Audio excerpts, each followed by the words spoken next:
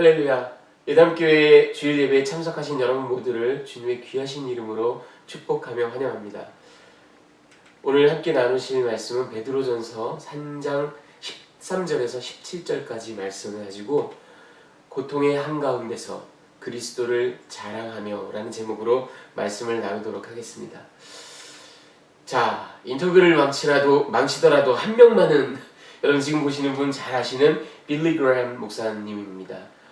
20세기의 위대한 복음 전도자였던 그 빌리 그레엄 목사님 여러분들 잘 아실 겁니다. 자, 지금 보여드리는 이분은 레리 로스라는 분입니다. 이분은 Larry Ross Communication, ALRC라고 이렇게 줄여서 말하는데 그런 회사를 창립하고 또 CEO를 했던 분이고요. 이분은 이 커뮤니케이션 회사는 또 복음적인 메시지를 전하는 또 그런 일에 헌신한 회사인데, 자, 이분은 우리가 앞서 본 그 빌리 그레엄 목사님과 무려 30년 넘게 같이 일을 하면서 빌리 그레엄 목사님의 그 어떤 대중 매체와의 관계, PR, Public Relations 뭐 이런 모든 것들을 전담을 했던 그런 분입니다. 자, 저 레리 러스라는 사람이 인터뷰에서 빌리 그레엄 목사님에 대한 재밌는 일화를 하나 얘기한 적이 있습니다. 본인이 이제 그런 거를 담당하고 하니까 빌리 그레엄 목사님한테 얼마나 많은 방송국, TV 인터뷰 이런 것들을 뭐 약속을 잡고 그런 것들을 다 이렇게 주관을 했겠어요, 그렇죠?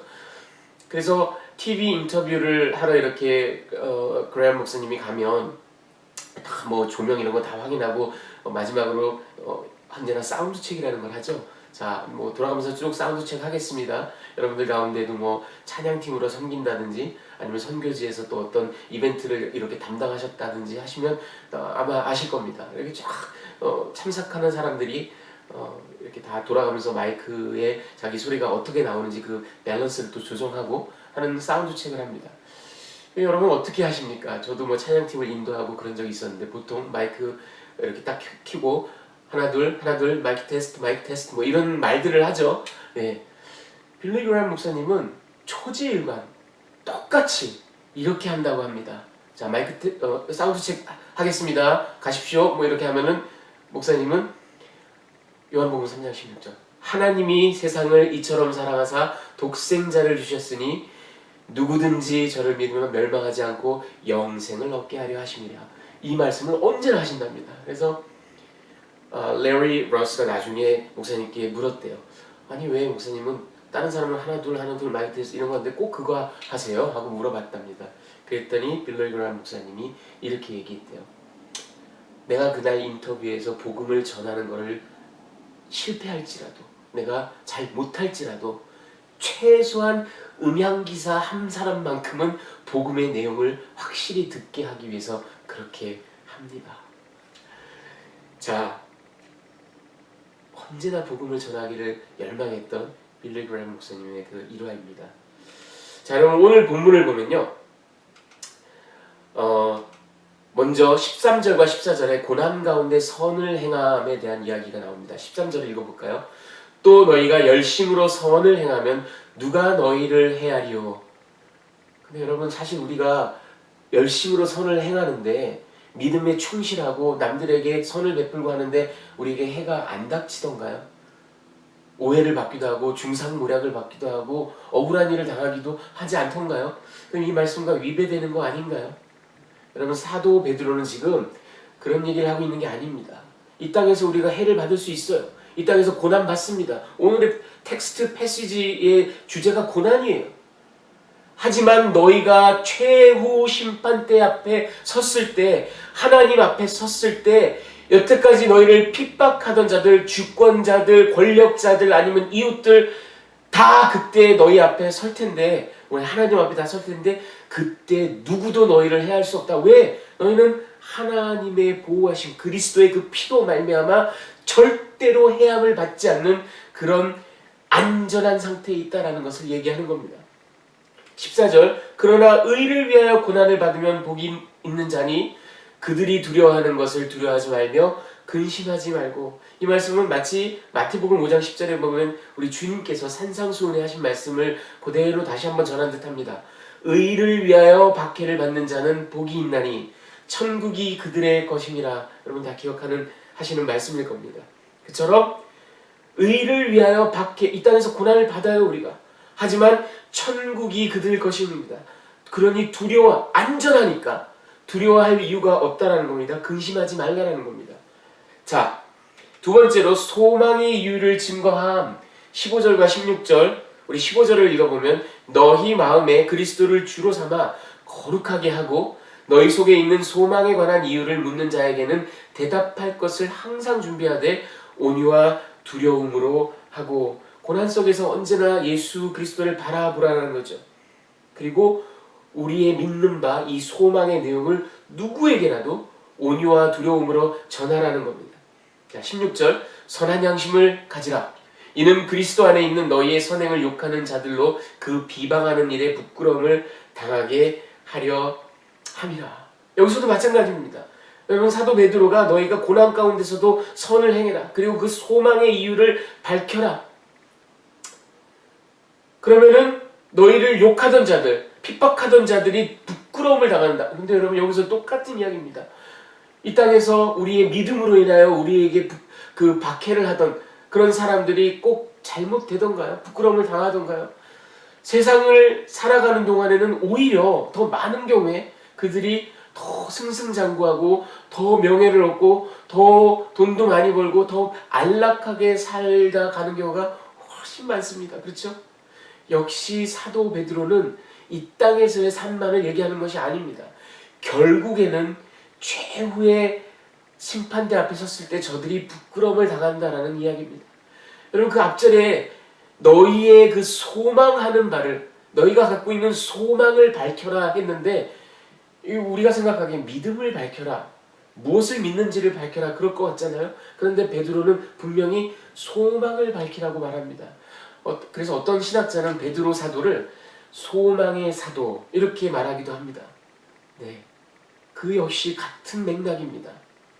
우리가 믿는 바가 결국은 이 땅에서의 삶이 다가 아니요, 이제 최후의 심판대 앞에 섰을 때 우리가 유업으로 받게 될 그 영원한 복, 영원한 생명을 우리가 소망하기 때문에 그 소망을 밝히라는 거고, 그 소망이 우리에게 있기 때문에 이 땅에서 고난을 참을 수 있고 우리를 핍박하던 자들이 오히려 부끄러움을 당한다라는 그런 이야기입니다. 자, 끝으로 17절 고난에 대한 하나님의 뜻, 17절을 한번 읽어볼까요? 선을 행함으로 고난받는 것이 하나님의 뜻일진데 악을 행함으로 고난받는 것보다 나으니라. 여러분 우리가 이 땅에서 고난을 받는 것도 하나님의 크신 뜻 안에 있음을 인정해야 됩니다.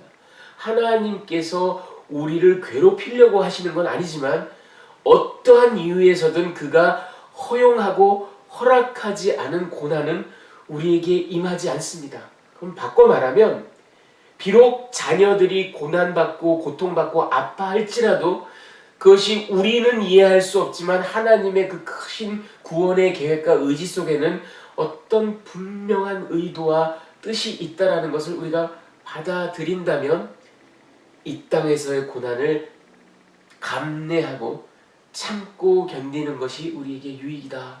그런 말씀을 하고 있습니다.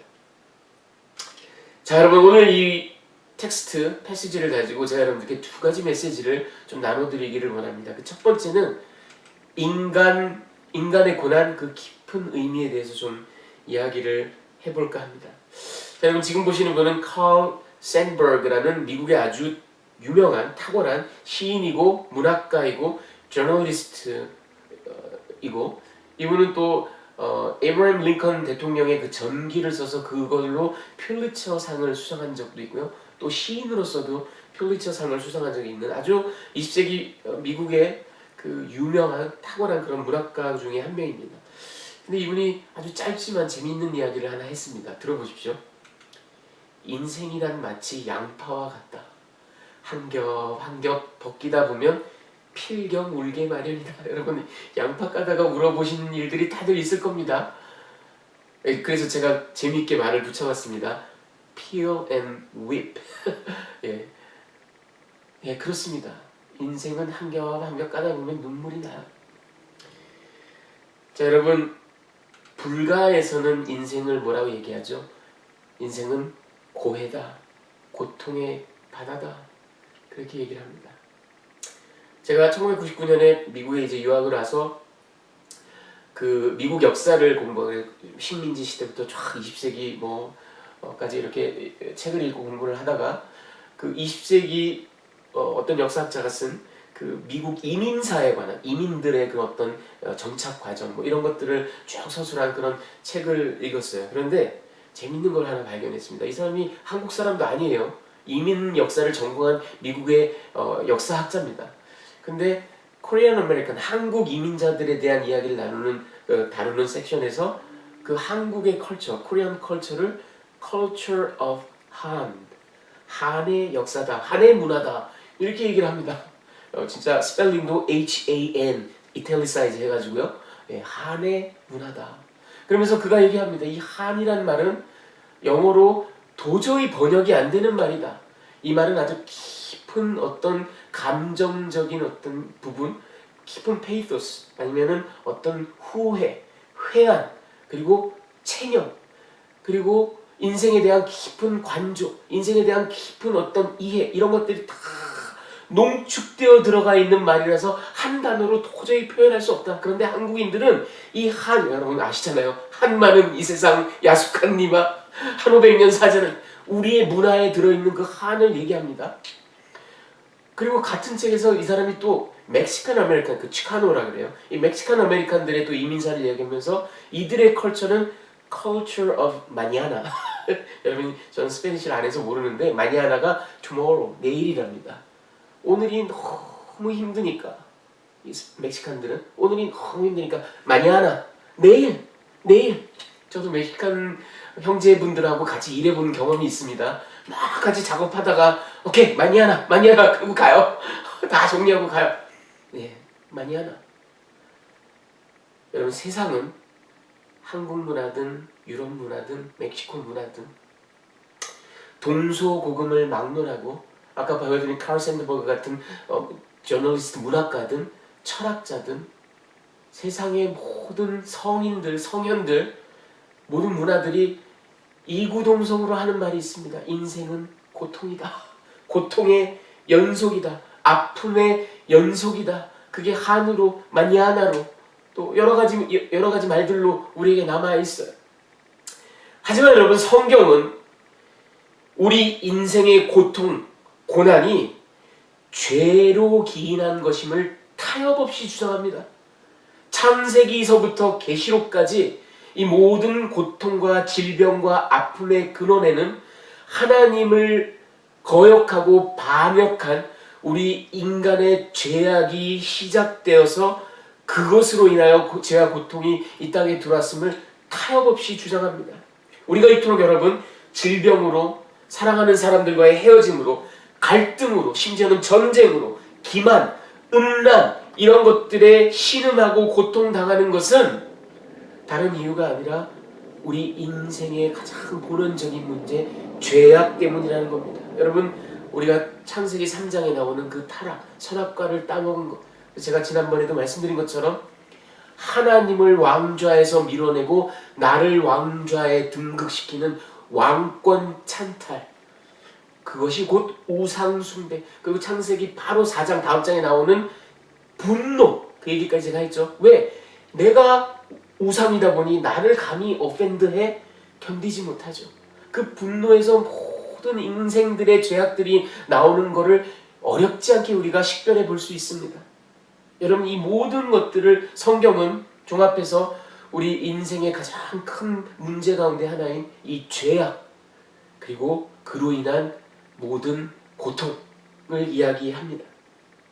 자, 그런데 하나님은 이토록 철저하게 타락한, 무엇보다도 하나님을 반역한 그것으로, 사건으로 인해서 시작된 이 모든 죄악으로 인해서 철저히 타락하여 도저히 구속의 여지가 없는 세상인데 무슨 이유에선지 이해할 수 없는 그 하나님의 은혜로 이 세상을 구원하기를 간절히 원하시고, 그리고 그 일을 수행하시고 그리하여 종래에는 독생하신 아들을 보내셔서 십자가에서 보여주신 그 은혜와 사랑으로 우리의 죄악의 문제를 해결하십니다. 이게 하나님의 구속의 의지예요. 구원의 의지입니다.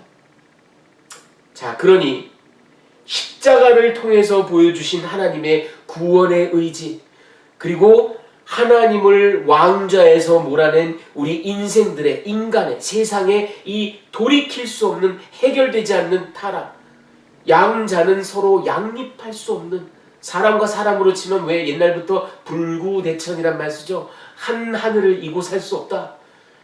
양립할 수 없는, 서로 병립할 수 없는 그런 개념입니다.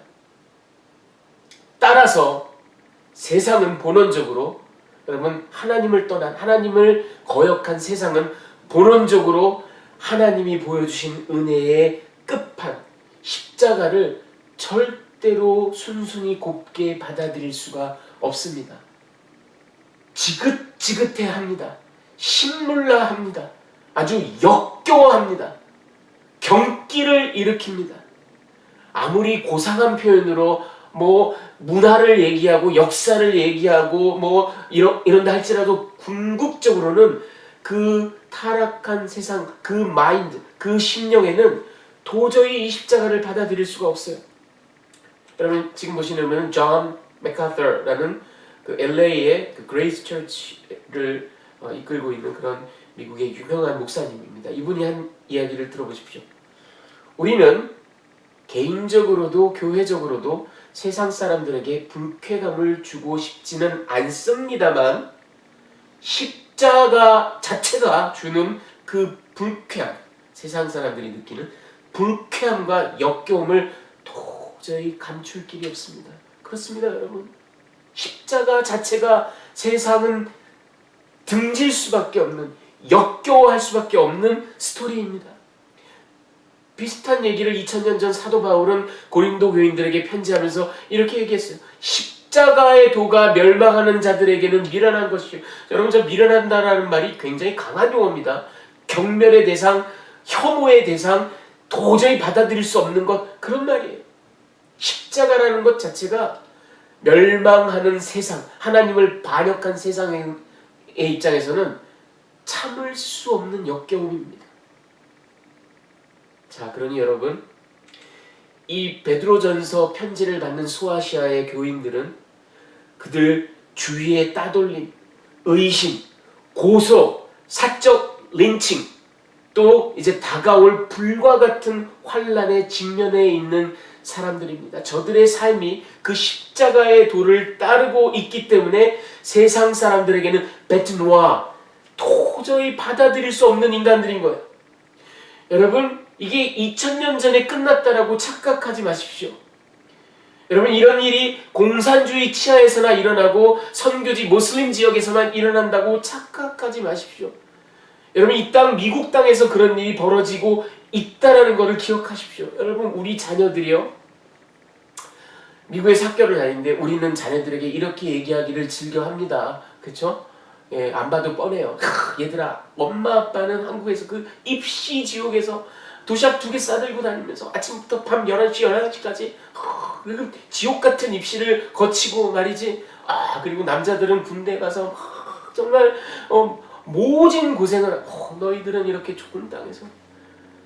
예, 여러분, 어떤 면에서는 틀린 얘기는 아닌데요. 우리 이민 1세들, 한국에서 나고 자란 사람들이 어려운 고통스러운 시간들을 보냈다면 우리 자녀들은 이 풍요로운 땅에서 편하게 사는 게 절대 아닙니다. 저 아이들이 학교에 가면요, 신체적인 아주 그리고 명백한 그런 따돌림이나 공격은 없을지라도 말할 수 없는 핍박과 정신적인 압박 가운데 살아갑니다. 여러분, 저는 아들이 전부 다 고등학교에서 그들이 신앙인이기 때문에, 크리스찬이기 때문에, 하나님을 믿기 때문에, 예수님을 따르기 때문에, 또 동성연애가 옳지 않다고 생각하기 때문에, 또는 낙태를 하는 것이 생명을 죽이는 것이라고 믿기 때문에 그런 말을 하고 의견을 피력했다라는 이유만으로 따돌림 당하고 조롱당하고 심지어는 아주 모진 고통을 겪고 하는 일들을 우리 아이들도 겪었습니다. 여러분의 자녀들도 사실은 그 아이들이 말을 하지 않아서 그렇지 말할 수 없는 그런 정신적인 고통 가운데 있을 것이 분명합니다. 여러분, 저의 논점은 이겁니다. 양상이 다를지라도 그 모양이 달라졌을지라도 우리는 십자가의 도를 따르는 한은 세상과 절대로 화평할 수 없는, 끊임없이 갈등할 수밖에 없는 그런 사람들입니다.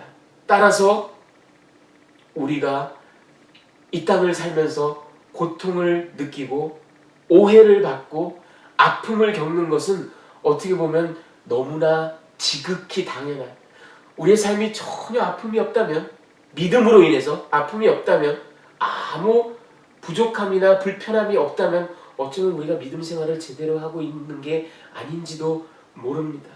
여러분, 이처럼 되돌이킬 수 없이 타락한 죄악에 찌든 세상에서 그리스도를 따른다는 것, 그야말로 고통의 연속입니다. 자, 두 번째로, 그런데 그 고통 가운데 오늘 사도 베드로가 고난 가운데서도 선을 행해라, 소망을 확신하고 그 소망을 피력해라. 어떻게 그런데 우리가 이 고난을 견뎌낼까요? 정말 견뎌내기 힘든 고난이 우리에게 있는데 그것을 어떻게 견뎌낼까요? 그리스도를 자랑함으로. 여러분, 오늘 우리가 17절까지 읽었는데 그 뒤에 18절부터 22절까지를 사실은 다 같은 맥락에서 봐야만 됩니다. 그런데 제가 끊어서 다음 주에 할 수밖에 없었던 이유는 별도로 또 그 18절에서 22절까지는 아주 복잡한 문제가 또 거기에 있고 신학적으로 교리적으로 우리가 또 반드시 짚어야 될 사안이 있기 때문에 따로 떨어뜨렸습니다만, 어쨌든 내용상으로 봤을 땐 이게 연결이 된다라고 볼 수 있습니다. 왜냐하면 사도 베드로가 우리에게 너희가 사는 이 삶이 고난의 연속이다, 그런데 그 가운데서 선을 행해라, 소망을 품어라 라고 이야기하는 근거가 바로 18절부터 21절까지 나오는데, 그게 뭐냐면 우리 주 예수 그리스도를 봐라. 그분이야말로 의인으로 죄가 하나도 없으신 하나님의 아들이지만 이 땅에서 죄인인 너와 나, 우리를 구하기 위해서 애매하게 고난을 받으셨고, 그리고 그 고난의 끝으로 죽음까지 당하셨지만 결국은 하나님께서 그를 일으키시고 부활, 승천, 그런 얘기들이 쫙 나옵니다. 18절에서 22절 함으로써 vindication, 하나님의 그 vindication, 그 확증, 나의 아들 예수가 참으로 옳도다 하는 그 하나님의 확증, victory, 승리를 결국은 얻지 않았느냐. 우리가 그 예수를 바라보자.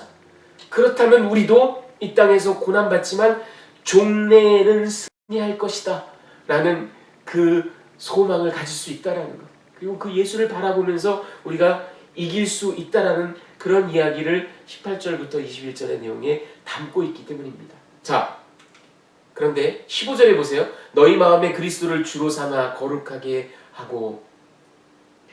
여러분, 우리가 이 고난에 함몰된다면, 그 고통에 아주 너무 민감하여서 절망하고 울부짖는다면 그리스도를 제대로 우리가 주로 섬기지 못하는 겁니다. 아니, 우리는 힘들어도 그 힘든 가운데서도 그리스도를 주로, 그분을 항상 묵상하며 그에게 시선을 고정시킨다면 이겨낼 수 있다라는 얘기입니다.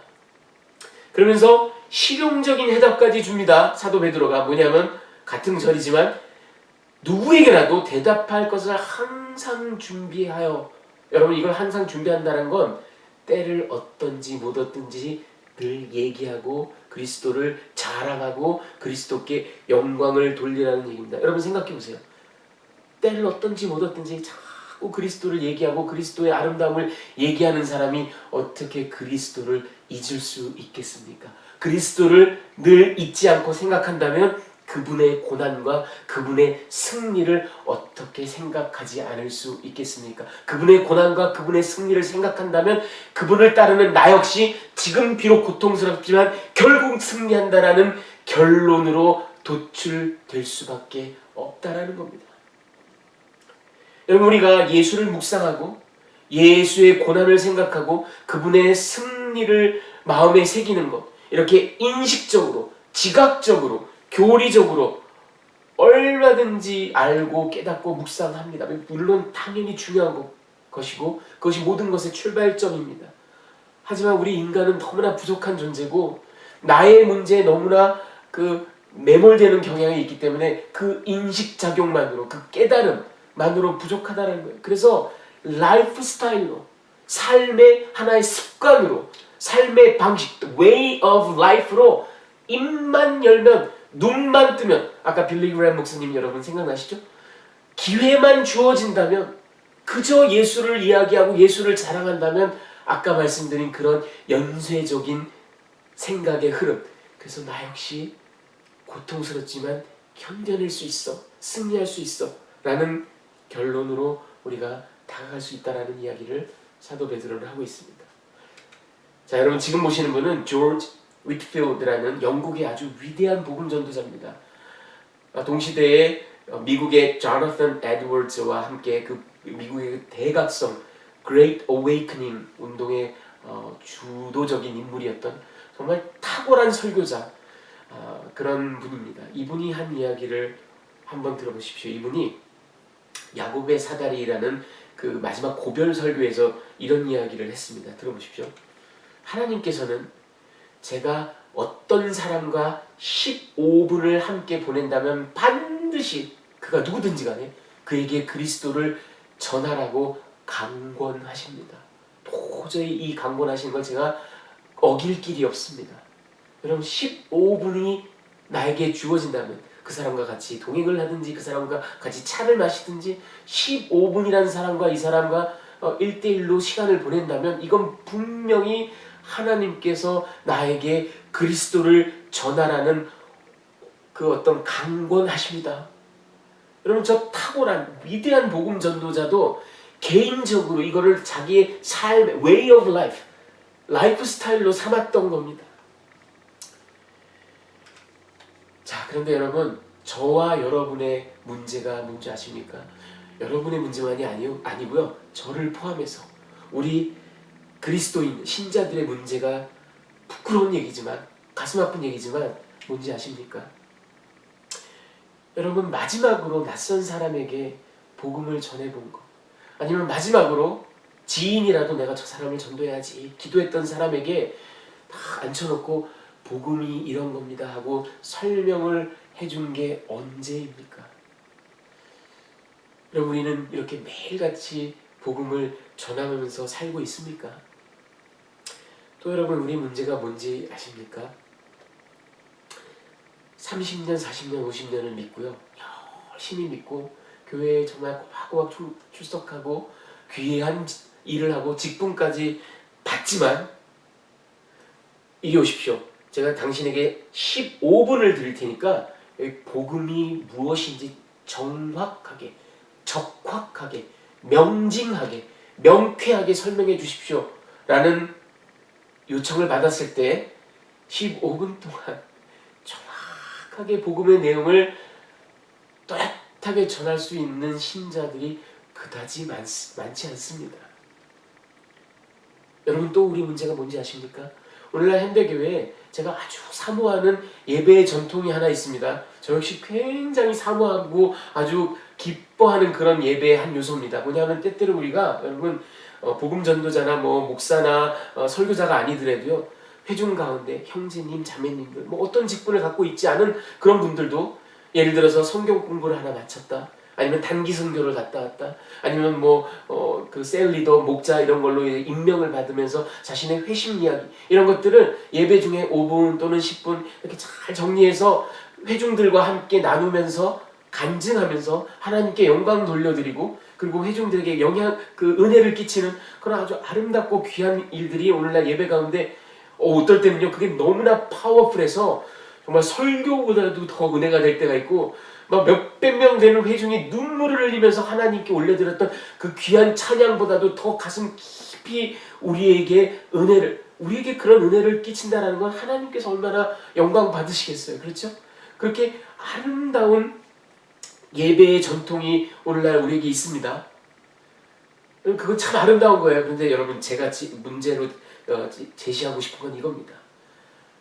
그렇게 파워풀하고 그렇게 우리에게 큰 은혜를 끼친, 정말 눈물을 흘리게 만든 아름다운 그 간증을 그대로 똑같은 어조와 똑같은 톤으로 그대로 들고 나가서 거리에서, 카페에서 예수를 알지 못하는, 믿지 못하는 사람들에게, 않는 사람들에게 전한다면 그들이 뭐라고 할까요? 이 사람이 뭔 소리를 하는 거야? 뭐 알아듣지 못할 말을, 뭐 공동체가 어떻고, 지체가 어떻고, 하늘 보좌가 어떻고, 이 무슨 소위 말하는 기독교인 전문 용어로 우리는 다 알아듣고 은혜 받지만 세상 사람들은 무슨 얘기를 하는지 몰라요. 여러분, 우리는 어쩌면 너무나 이렇게 아이솔레이트돼서 딱 보호막에 쌓여져서 교회 내에서 형제 자매들 하고만 신앙생활을 하고 그 안에서만 은혜를 나누고 그 안에서만 복음을 서로 쉐어하고, 그 자체도 나쁜 것을 하는 게 너무나 귀하고 아름다운 겁니다. 하지만 우리가 나가서 전도하고 정말 세상 사람들이 이해할 수 있는 용어, 그들이 이해할 수 있는 컨셉, 그들이 이해할 수 있는 의식의 흐름으로 복음을 전해본 적이 별로 없는 경우가 너무나 많습니다. 그래서 여러분, 우리는 교회 밖으로 믿지 않는 자들에게로 과감하게 나가고 그들이 이해할 수 있는 말로 예수를 끊임없이 자랑하고 예수를 소개해야만 됩니다. 그리고 사도 베드로가 끝으로 한 가지를 더 당부합니다. 온유와 두려움으로. 왜? 여러분, 우리도 모르게 나는 진리를 갖고 있어, 너는 진리를 몰라서 죽을 운명이야, 그러니 넌 나에게 와서 이 말을 들어야 돼 라는 고압적인 자세가 들어가는 경우가 많습니다. 복음을 전하다 보면 의도치 않게. 하지만 온유와 두려움으로 겸손하게 정중하게 복음을 전하라고 이야기합니다. 여러분, 지금 보시는 분은 D.T. 나일스라는 목사님입니다. 이분은 그 실론, 오늘날 그 스리랑카죠, 그 실론의 그 감리교회 총회장을 하셨던, 그리고 선교 전략에 있어서 아주 탁월한 그런 목사님입니다. 이분이 한 이야기를, 좀 재밌는 이야기인데 들어보세요. 복음 전도란 거지가 또 다른 거지에게 어디 가면 빵이 있는지 알려주는 것과 같다. 여러분, 당신도 거지, 나도 거지. 당신도 죄인, 나도 죄인. 근데 나는 이런 놀라운 빵, 생명의 떡을 먹었어. 당신도 먹어. 가봐. 그 겸손한 마음, 온유한 마음, 그리고 무엇보다도 거지가 거지 사정을 알고, 그쵸? compassion, 불쌍히 여기고 측은히 여기지만 정중하고 겸손하게 그렇게 복음을 전하는 것. 여러분, 우리가 이 고통이 연속인 이 삶 가운데서 승리하고 견뎌낼 수 있는 것은 그 고난을 받으셨지만 승리하신 예수를 바라보면서 우리도 종래에는 하나님 앞에 설 때 반드시 승리한다라는 그 확신을 가지고 우리의 라이프 스타일로 예수를 자랑하고 겸손하게 또 정중하게 믿지 않는 자들에게 복음을 전한다면 끊임없이 우리는 그 예수를 묵상하게 되고 그 예수의 고난과 승리를 마음에 새기게 되고 이 땅의 고통 가운데서 의연하게 담대하게 그 모든 것들을 감당할 힘을 얻을 줄 믿습니다. 사랑하는 성도 여러분, 이 말씀을 마음에 새기면서 정말 오늘부터 아주 짧은 시간만이라도 하루에 단 한 번이라도 예수의 이름을 높여드리고 세상 사람들에게 예수를 전하고 정중하고 겸손하게 그들에게 복음을 전달함으로 고통이 밀려오더라도 끝내 승리하고 이겨내는 그런 저와 여러분이 되시기를 주님의 귀하신 이름으로 축원합니다.